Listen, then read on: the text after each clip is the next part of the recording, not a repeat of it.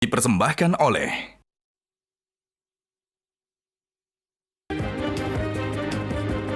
Pemirsa, tadi kami menanyakan skor untuk indikator kemampuan komunikasi dan mengelola emosi. Dan dari 6 narasumber, 5 narasumber kami memberikan nilai terendah itu kepada Capres 02. Kenapa Bang Iqbal? Ya, kebetulan Boleh ditunjukkan lagi nilainya? Nah, ini dia. 6. Kenapa? Kebetulan saya ini seorang psikolog, Mbak. Widih. Jadi saya melihat bahwa memang seharusnya Psikolog yang subjektif. kalau usia kematangan yang paling muda harusnya yang paling meledak.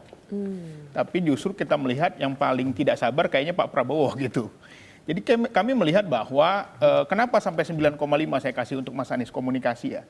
Karena sampai ada tim ses paslon lain yang WA saya, Mas cakep banget, saya pengen pindah aja deh katanya.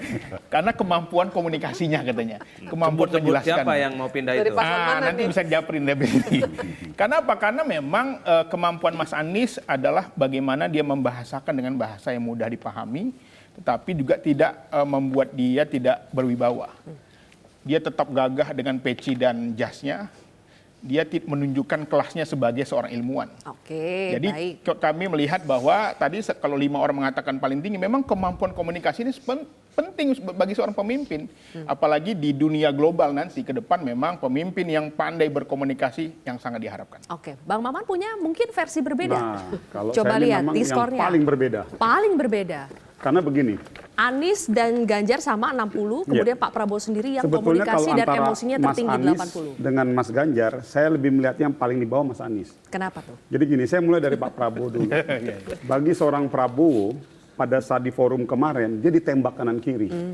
Artinya sebuah reaksi yang ditunjukkan sama Pak Prabowo sampai pada titik itu aja bagi saya itu sudah menunjukkan Prabowo mampu mengontrol emosinya.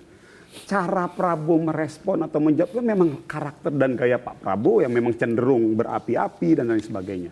Tapi kalau dari semua itu justru kalau saya melihatnya ini terlihat justru yang paling reaktif pada saat ditembak itu Mas Anies. Contohnya?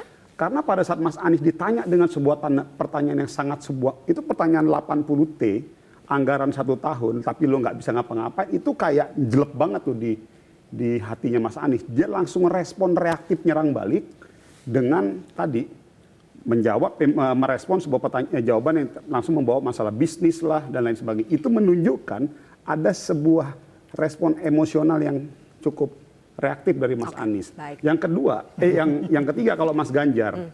Kalau Mas Ganjar, saya bilang kenapa masih di atas Mas Anies.